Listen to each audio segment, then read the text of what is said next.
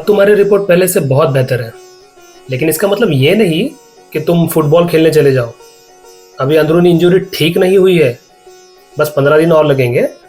उसके बाद तुम एकदम फिट हो जाओगे और पहले जैसा खेल भी सकोगे। जी sir, thank you so much. Doctor साहब, आपका जितना एहसान मानो कम है। इसके एक्सीडेंट के बाद हम कई डॉक्टर्स के पास गए, लेकिन सब ने इसका केस लेने से मना कर दिया और कहा कि इसका ठीक होना नामुमकिन है। अगर आपने सही वक्त पर मेरे बेटे को ऑपरेट करने का फैसला ना लिया होता तो वह हमेशा के लिए अपाहिज हो जाता और नेशनल लेवल पर फुटबॉल खेलने का उसका सपना कभी पूरा नहीं हो पाता। आप इंसान नहीं, आप हीरा हो। हीरा नहीं, रास्ते का पत्थर था। बस ये समझिए किसी मूर्तिकार ने उस पत्थर को तराश कर बेशकीमती मूर्ति बना दी। अब बेफिक्र होकर जाइए, आपका बेटा कुछ ही दिनों में पहले जैसा खेल सकेगा।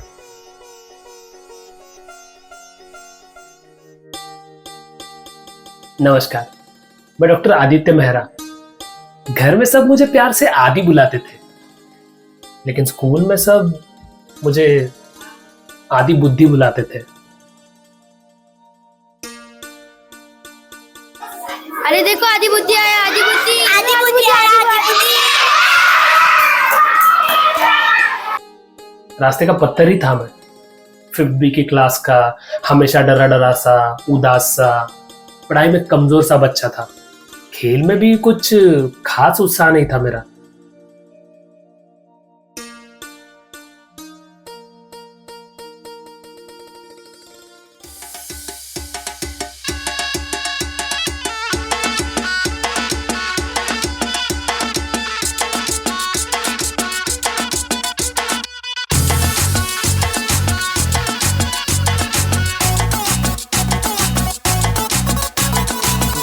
जरा सा महसूस हुआ एक, लाइफ की गाड़ी ने कस के मारा ब्रेक।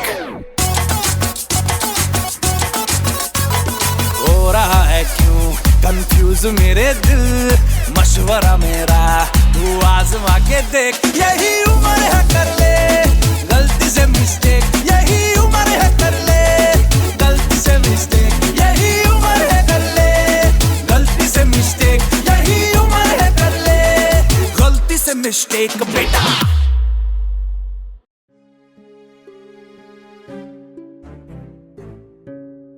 क्लासमेट्स के चिढ़ाने से डरकर मैं स्कूल तक नहीं जाना चाहता था, लेकिन उसी साल हमारे स्कूल में एक नई टीचर आई। प्रेदा मैम।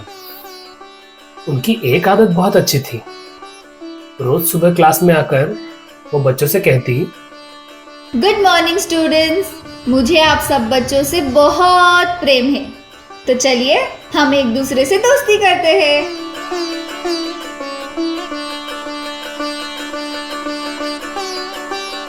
लेकिन ये प्रेम वो क्लास के एक बच्चे के लिए बिल्कुल महसूस नहीं करती थी, और वो था मैं। प्रेरणा मैम को मेरी कोई भी बात अच्छी नहीं लगती थी। कभी वो मेरे मैले यूनिफॉर्म और जूतों के लिए मुझे सारी क्लास के सामने डांट देती, तो कभी नोटबुक का काम अधूरा रखने पर। वो मेरी हर छोटी से छोटी गलती को पकड़ लेती थी। क्लास में शरारत चाहे कोई और करे, क्लास से बाहर मैं ही जाता था।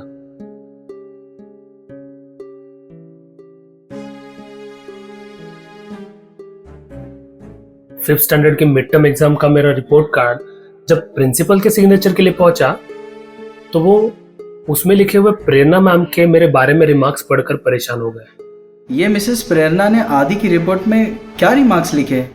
ये बच्चा पढ़ाई में बिल्कुल अच्छा नहीं है, क्लास में पढ़ाई में उसका ध्यान नहीं लगता और हमेशा अनटाइडी सा रहता है। प्रिंसिपल सर ने प्रेरणा मैम को ऑफिस में बुलाकर पूछा, मिसेस प्रेरणा, टीचर्स का काम है स्टूडेंट्स की प्रोग्रेस रिपोर्ट में उनके प्रोग्रेस से रिलेटेड रिमार्क्स लिखना, लेकिन ये आपने आदित्य की रिपोर्ट में तो सिर्फ उसकी बुराइयां लिखी है। क्या उस बच्चे में आपको कुछ अच्छा ही नजर नहीं आती? सर, मैं भी जानती हूँ कि प्रोग्रेस रिपोर्ट में बच्चे की प्रोग्रेस पर रिमार्क्स लिखे जाने चाहिए, लेकिन सॉरी टू से सर, आदित्य में मुझे कोई प्रोग्रेस नहीं दिखता। बल्कि दिन पर दिन वो पढ़ाई में और कमज़ोर होता जा रहा है। कैसे पेरेंट्स है उसके, उन्हें उस पर ध्यान देना चाहिए। अगर वो ऐसे ही पढ़ाई में कमज़ोर होता गया तो मैं उसके पेरेंट्स को स्कूल बुलाकर उनसे आदित्य की कंप्लेन करूंगी सर। तो आदित्य के पेरेंट्स से मिलना चाहती है आप, लेकिन उनसे मिलने से पहले मैं चाहता हूँ कि आप आदित्य के पिछले 3 साल के रिपोर्ट कार्ड्स देख लें। संजय। हाँ जी सर।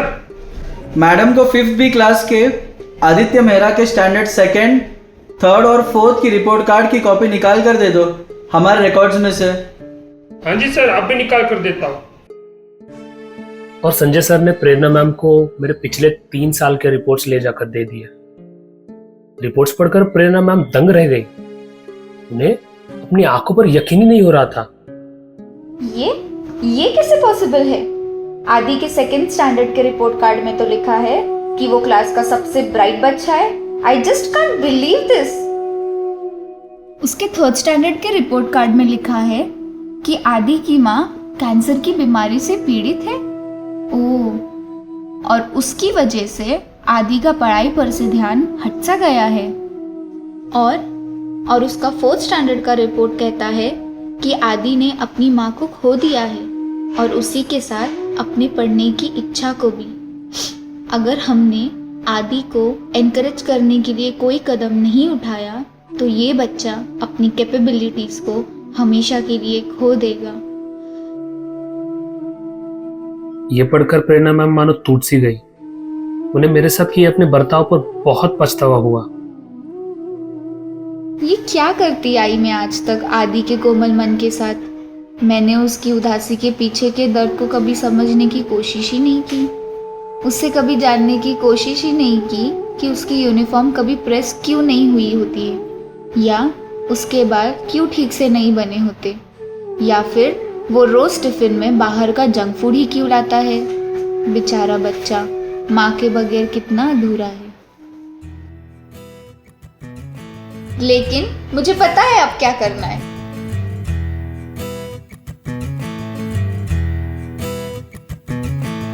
खोलो खोलो दरवाजे पर्दे करो किनारे, खूंटे से बंदी है हवा मिल के छुड़ाओ सारे।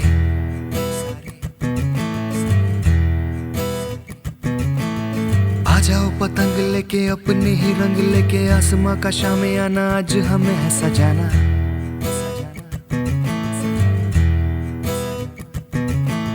क्यों इस कदर हैरान तू, मौसम का है मेहमान तू। ओ दुनिया सजी तेरे लिए, खुद को जरा पहचान तू। तू धूप है झम से बिखर, तू है नदी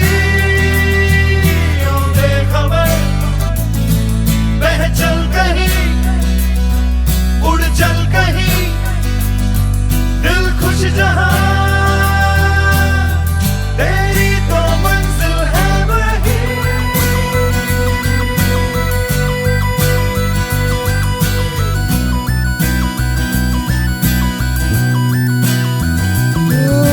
क्यों इस कदर हैरान तू,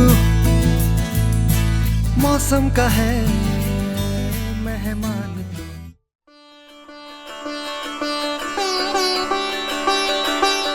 अगले दिन प्रेरणा मैम ने फिर क्लास में आकर वही उनकी हमेशा वाली लाइन दोहराई। गुड मॉर्निंग स्टूडेंट्स, मुझे आप सब बच्चों से बहुत प्रेम है। और इस बार ये लाइन बोलते वक्त मैंने प्रेरणा मैम को मेरी तरफ स्नेह भरी आंखों से देखते हुए महसूस किया। उस दिन के बाद वो मेरी हर गलती नजरअंदाज करने लगी।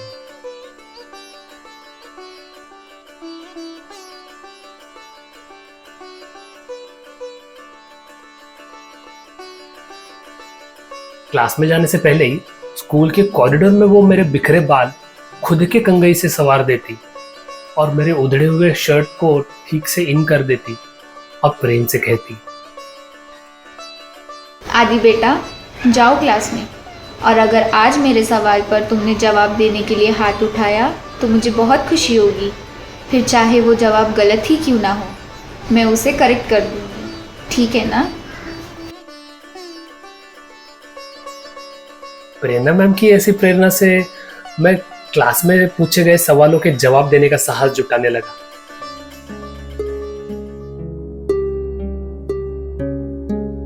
मुझे मैथ्स के नंबर देखकर बड़ा डर लगता था मानो जैसे वो मेरे दुश्मन हो सारे।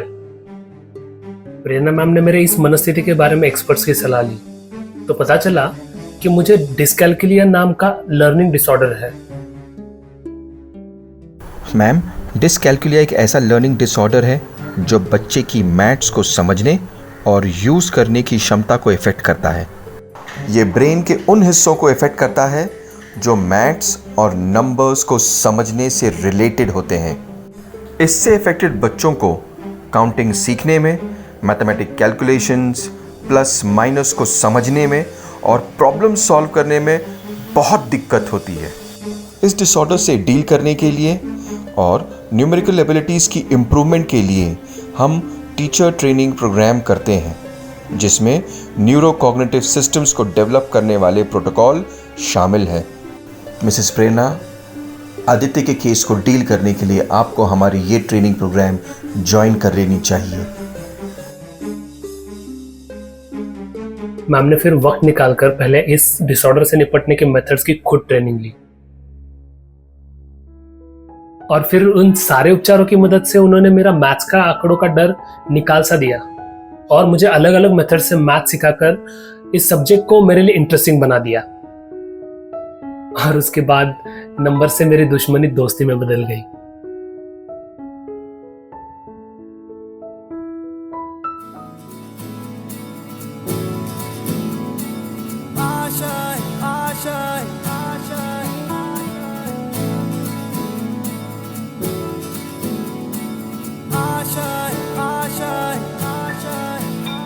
कुछ पाने की हो आस आस, कोई अरमा हो जो खास खास आशाएं, हर कोशिश में हो बार बार करे दरियाओं को आर पार आशाएं, तूफानों को चीर के मंजिलों को छीन ले, आशाएं खिले दिल की, उम्मीदें हंसे दिल की, अब मुश्किल नहीं कुछ भी, नहीं कुछ भी।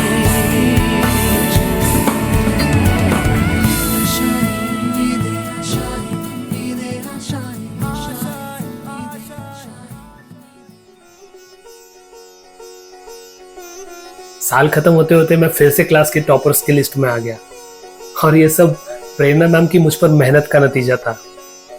वो मुझे हमेशा कहती, तुम आदित्य हो और आदित्य सूरज का ही दूसरा नाम है, इसलिए तुम्हें आसमान में ऊंचे उठकर दुनिया के कोने कोने में अपना प्रकाश फैलाना है। उनकी ये बात मुझे आगे बढ़ने का साहस देती थी। साल के आखिरी दिन सभी बच्चे मैम के लिए गिफ्ट लेकर आए। मैंने भी अपना गिफ्ट एक खाकी कागज में लपेटकर उन सब गिफ्ट के साथ मैम के टेबल पर रख दिया। मैम क्लास में आई और गिफ्ट देखकर बहुत खुश हुई। उन्होंने हाथ बढ़ाकर सबसे पहले मेरा ही गिफ्ट उठाया और मेरी तरफ देखा।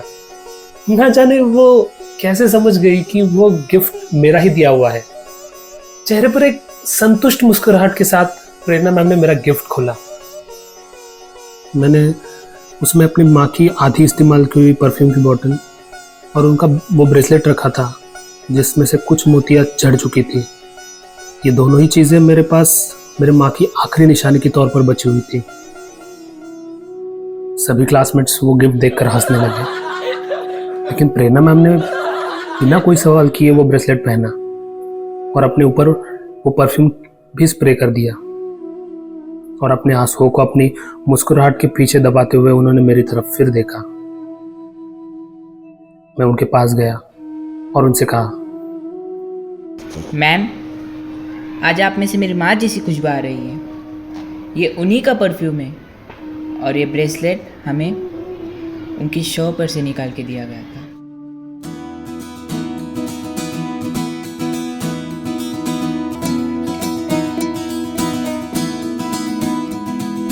लुका छुपी बहुत हुई, सामने आ जाना,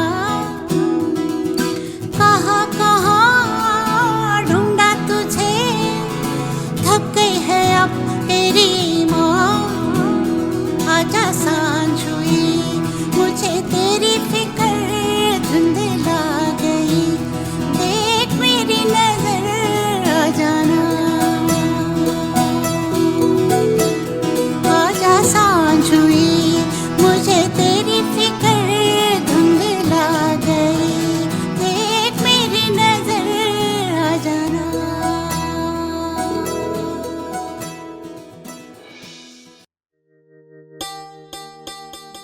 इसके आगे की कहानी अब मुझसे सुनिए। मैं प्रेरणा हूँ, आदि की फेवरेट स्कूल टीचर। हर साल खत्म होता और आदि हर साल मुझे एक नोट लिख कर देता जिसमें लिखा होता, मैम, हमारे स्कूल में कई टीचर्स हैं, लेकिन आप सबसे बेस्ट हो। आदि ने हाई स्कूल कंप्लीट किया और आगे की पढ़ाई करने वो दूसरे शहर चला गया, लेकिन हर साल वो मुझे एक नोट लिखकर भेजता और उसमें वही बात लिखी होती। मैम, मुझे यहाँ कई टीचर्स ने पढ़ाया, लेकिन आप अब भी सबसे बेस्ट हो। देखते देखते 10 साल गुजर गए और एक दिन मुझे पोस्ट से एक लिफाफा आया। उसमें आदि के शहर की फ्लाइट की रिटर्न टिकट्स थी और आदि की शादी के इनविटेशन के साथ उसका एक नोट भी था। मैम, इस महीने की 25 तारीख को मेरी शादी है और मैं दिल से चाहता हूँ कि आप इस मौके पर मेरे साथ हो। आपके लिए फ्लाइट्स की टिकट भी भेजी है, प्लीज जरूर आइएगा। आदि की गिफ्ट की हुई परफ्यूम बॉटल तो खत्म हो गई थी, लेकिन उसका दिया हुआ ब्रेसलेट अब भी मेरे पास था। मैंने अपने सामान के साथ वो ब्रेसलेट भी पैक किया और उसकी शादी में वही ब्रेसलेट पहनकर पहुंची।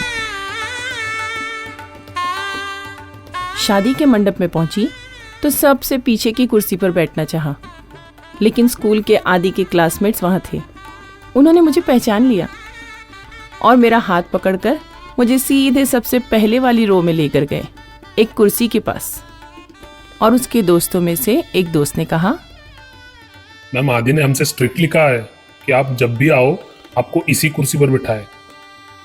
मैंने उस कुर्सी की तरफ मुड़कर देखा तो मेरी ममता पिघलकर मेरे आंखों से आंसू बनकर बहने लगी। कुर्सी पर बड़ा सा लेबल लगा था जिस पर लिखा था माँ।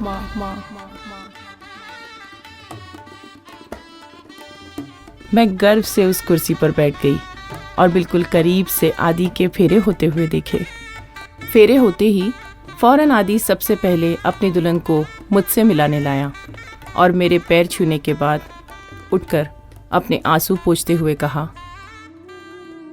प्रेरणा मैम, अगर आप मेरे जीवन में ना आई होती तो मैं ये कभी जान ही नहीं पाता था कि एक टीचर माँ भी होती है। ये सुनकर मुझे वो सारे दिन याद आ गए जिसमें मैंने पहले आदि का तिरस्कार किया, लेकिन उसके हालात जानने के बाद उसे एक माँ बनकर आगे बढ़ने की प्रेरणा दी। तो मेरा दिल और भर आया और मैंने भारी आवाज में आदि से कहा,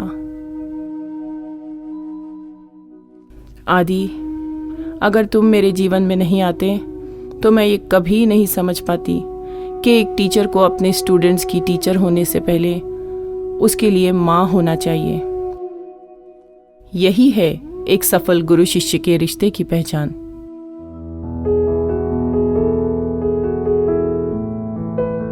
हर बच्चा एक सफलता का सितारा है।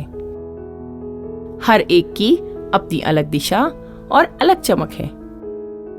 हर एक की अलग चाल और हर एक का अपना अलग गुण। इनकी क्षमताओं को पहचान कर इनके प्रकाश से जग को रोशन करने की अनथक मेहनत एक टीचर ही कर सकती है। और वो टीचर तब इसमें सफल होती है जब वो अपने अंदर की माँ को अपने हर स्टूडेंट से जोड़ती है।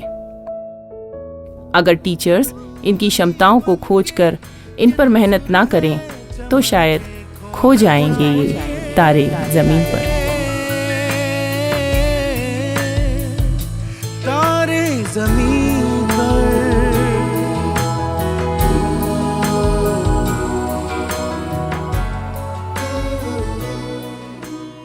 शुक्रिया शुक्रिया शुक्रिया शुक्रिया शुक्रिया शुक्रिया शुक्रिया शुक्रिया शुक्रिया शुक्रिया। आज जो भी है हम सब है आपकी ही बदौलत, आपके समर्पण को सलाम। शुक्रिया शुक्रिया शुक्रिया शुक्रिया शुक्रिया शुक्रिया शुक्रिया